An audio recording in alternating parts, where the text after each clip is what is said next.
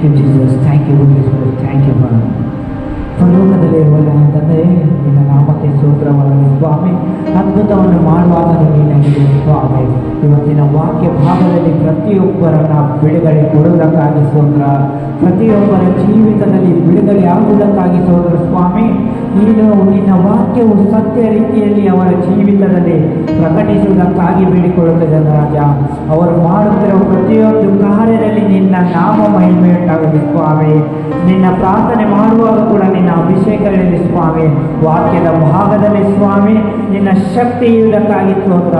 ವಾಕ್ಯವನ್ನು ಕೇಳುವಾಗ ಪ್ರತಿಯೊಬ್ಬರ ಜೀವಿತದಲ್ಲಿ ಬಿಡುಗಡೆಯಾಗುವುದಕ್ಕಾಗಿ ಆಜ್ಞಾಪಿಸುತ್ತಾರೆ ಸ್ವಾಮಿ. I command in the name of Jesus, I command in the name of Jesus. ಎಲ್ಲವೂ ನಡೆಸುವ ಆತನ ನೀನಾಗಿದೆ ಸ್ವಾಮಿ.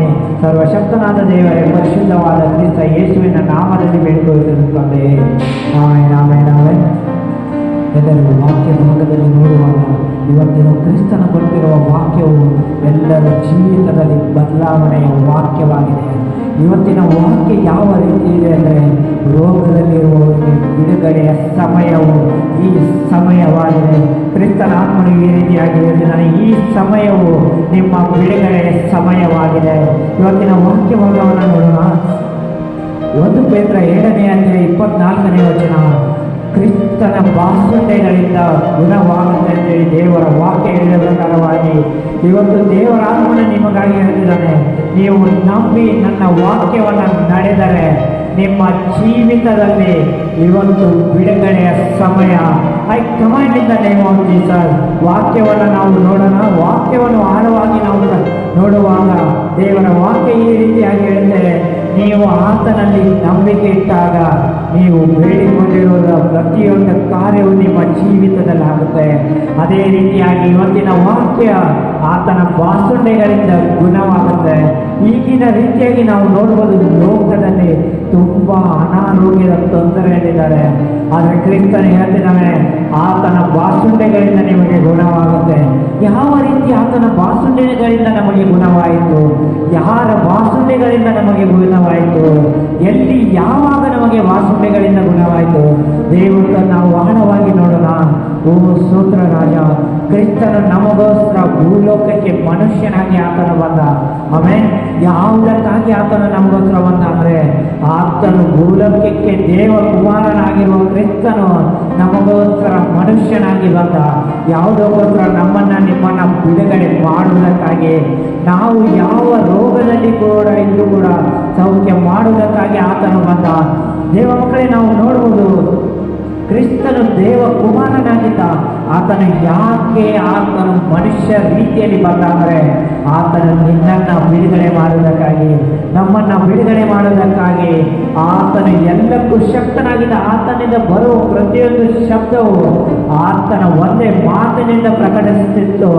ಆದರೆ ಆತನು ಭೂಲೋಕಕ್ಕೆ ಬಂದಿದ್ದು ನಮ್ಮ ಪಾಪಗಳನ್ನು, ನಮ್ಮ ಶಾಪಗಳನ್ನು, ನಮ್ಮ ರೋಗಗಳನ್ನು ಬಿಡಿಸುವುದಕ್ಕಾಗಿ ಆತನು ಭೂಲೋಕಕ್ಕೆ ಬಂದ. ಅದೇ ರೀತಿಯಾಗಿ ಆತನನ್ನು ಶಿಲುಬೆಗೆ ಏರಿಸುವ ಸಮಯದಲ್ಲಿ ಆತನು ಒಂದು ಮಾತನ್ನ ತಂದೆ ದೇವರಿಗೆ ಶಬ್ದವಾಗಿ ಪ್ರಕಟಿಸಿದ. ಏನಂದ್ರೆ, ಆತನು ಹೇಳಿದ, ನನ್ನ ಆತ್ಮವನ್ನು ನಿನಗೆ ಒಪ್ಪಿಸುತ್ತಿದ್ದೇನೆ. ಅದೇ ಸಮಯದಲ್ಲಿ ಆತನು ಶಿಲುಬೆಗೆ ಏರಿದ ಸಮಯದಲ್ಲಿ ಆತನು ಹೇಳಿದ, ನಿಮಗೆ ಎಲ್ಲ ಮಾಡಿರುವ ಕಾರ್ಯದಲ್ಲಿ ಇವತ್ತು ನಿಮಗೆ ಮುಕ್ತಾಯವಾಗಿದ್ದೆಂದು ಆಜ್ಞಾಪಿಸುತ್ತಿದ್ದ. ಆಮೇಲೆ ದೇವರ ಆತ್ಮನ ಈ ರೀತಿಯಾಗಿ ಹೇಳ್ತಿದ್ದಾನೆ, ಇವತ್ತು ನೀವು ಆಜ್ಞಾಪಿಸುವುದಾದರೆ ನಿಮ್ಮ ಶರೀರದಲ್ಲಿರುವ ರೋಗವು ಈ ಕ್ಷಣದಿಂದಲೇ ಬಿಟ್ಟು ಹೋಗುತ್ತೆ. ನೀವು ಆಜ್ಞಾಪಿಸೋದಾದರೆ ನಿಮ್ಮ ಶರೀರದಲ್ಲಿರುವ ಕರೋನಾ ರೋಗವು ಈ ಕ್ಷಣದಲ್ಲಿ ಬಿಟ್ಟು ಹೋಗುತ್ತೆ. ನೀವು ಆಜ್ಞಾಪಿಸುವುದಾದರೆ ಈ ಕ್ಷಣದಲ್ಲಿ HIV ಕೂಡ ಬಿಟ್ಟು ಹೋಗುತ್ತೆ. ನೀವು ಆಜ್ಞಾಪಿಸುವುದಾದರೆ ನಿಮ್ಮ ಶರೀರದಲ್ಲಿರುವ ಅನಾರೋಗ್ಯ ತೊಂದರೆಗಳು ಈ ಕ್ಷಣದಲ್ಲಿ ಮುರಿಯಲ್ಪಡುತ್ತೆ. ಅತಿ ಪ್ರಿಯ ಮಕ್ಕಳೇ, ನಾವು ನೋಡುವುದು, ಆತನು ನಮಗೋಸ್ಕರ ರಕ್ತವನ್ನು ಸುರಿಸಿದ. ಪರಲೋಕದಲ್ಲಿರುವ ತಂದೆ ಕೂಡ ಆತನು ಶಿಲುಬೆಗೆ ಏರುವಾಗ ಆತನು ದುಃಖಪಟ್ಟ. ಆತನು ದುಃಖ ಪಡಬೇಕಾದ್ರೆ ಆತನ ಪ್ರತಿಯೊಂದು ಕಾರ್ಯದಲ್ಲಿ ಆತನು ಭೂಲೋಕದಲ್ಲಿ ಮೊದಲು ದುಃಖಪಟ್ಟಾಗ ಆತನ ಭೂಲೋಕದಲ್ಲಿ ಮೊದಲು ಕಣ್ಣೀರು ಬಿದ್ದಿರೋದು ತಂದೆಯಾದ ಯೆಹೋವ ದೇವರದು. ಆತನು ಶಿಲುಬೆಗೆ ಏರುವಾಗ ಆತನಿಗೆ ತುಂಬ ದುಃಖದಲ್ಲಿದ್ದರೂ ಕೂಡ ಆತನಿಗೆ ಯಾಕೆ ನಮಗೋಸ್ಕರ ಆತನ ಕಂಟ್ರೋಲ್ ಮಾಡಿದ ಅಂದ್ರೆ, ಆತನ ಮನಸ್ಸು ಮಾಡಿದ್ರೆ ಒಂದೇ ಕ್ಷಣದಲ್ಲಿ ಎಲ್ಲ ಭೂಮಂಡಳಿಯನ್ನ ನಾಶ ಮಾಡ್ಬೋದು. ಆದ್ರೆ ಆತನು ಕಂಟ್ರೋಲ್ ಮಾಡ್ಕೊಂಡಿರೋದು ಒಂದೇ ಒಂದು ವಿಷಯಕ್ಕಾಗಿ, ಆತನು ಸೃಷ್ಟಿ ಮಾಡಿರುವ ಮನುಷ್ಯ ಜಾತಿಗೋಸ್ಕರ, ಮನುಷ್ಯರಿಗೋಸ್ಕರ, ನಿಮಗೂ ನಮಗೋಸ್ಕರ ಆತನು ಎಲ್ಲವನ್ನ ಆತನ ಒಳಗೆ ಇಟ್ಕೊಂಡು ಆತನು ಎಲ್ಲ ಮುಷ್ಟಿಯಾಗಿ ತನ್ನ ಹೃದಯದಲ್ಲಿ ಕಂಟ್ರೋಲ್ ಮಾಡ್ಕೊಂಡ. ಆದ್ರೆ ಆತನು ಮಾಡುತ್ತಿರುವ ಪ್ರತಿಯೊಂದು ಕಾರ್ಯದಲ್ಲಿ ಕ್ರಿಸ್ತನ ಬಲಿಯಾದನೆ ನಮಗೆ ಬಿಡುಗಡೆ ಆಯಿತು. ಪ್ರಿಯ ಮಕ್ಕಳೇ, ಎಲ್ಲರ ಕಣ್ಗಳನ್ನು ಉತ್ಸಾಹ, ಇವತ್ತು ಬಿಡುಗಡೆಯ ಸಮಯ. ಕ್ರಿಸ್ತನ ಆತ್ಮನ ಹೇಳ್ತಿದ್ದಾನೆ, ಇವತ್ತು ಎಲ್ಲ ರೋಗಗಳು ಸೌಖ್ಯವಾಗುತ್ತೆ ಅಂತೇಳಿ. ಕ್ರಿಸ್ತನ ಆತ್ಮನ ಹೇಳ್ತಿದ್ದಾನೆ, ಇವತ್ತು ಎಲ್ಲ ಹೆಚ್ಚಾಗಿ ಮುರಿದೋಗುತ್ತೆ ಅಂತೇಳಿ. ಕ್ರಿಸ್ತನ ಆತ್ಮನ ಹೇಳ್ತಿದ್ದಾನೆ, ಯಾವುದೇ ದುರಾತ್ಮದ ಕಾರ್ಯಗಳಿದ್ರ ಈ ಕ್ಷಣದಲ್ಲಿ ನಿಮಗೆ ಬಿಡುಗಡೆ ಆಗುತ್ತೆ. ಎಲ್ಲರ ಕಣ್ಗಳನ್ನ ಉಚ್ಚಿ ಆತನ ಶಬ್ದವಾಗಿ ಆತನನ್ನ, ಸರ್ವಶಕ್ತನೇ, ಸರ್ವವ್ಯಾಪ್ತನೇ, ಸರ್ವಜ್ಞಾನಿಯಾಗಿರುವ ನನ್ನ ತಂದೆಯೇ, ನಿನ್ನ ನಾಮಕ್ಕೆ ಸ್ತೋತ್ರವಾಗಲಿ ಸ್ವಾಮಿ. ಇವತ್ತಿನ ವಾಕ್ಯವು ಪ್ರತಿಯೊಬ್ಬರ ಜೀವಿತದಲ್ಲಿ ಬಿಡುಗಡೆ ಆಗುವುದಕ್ಕಾಗಿ ಸ್ತೋತ್ರ.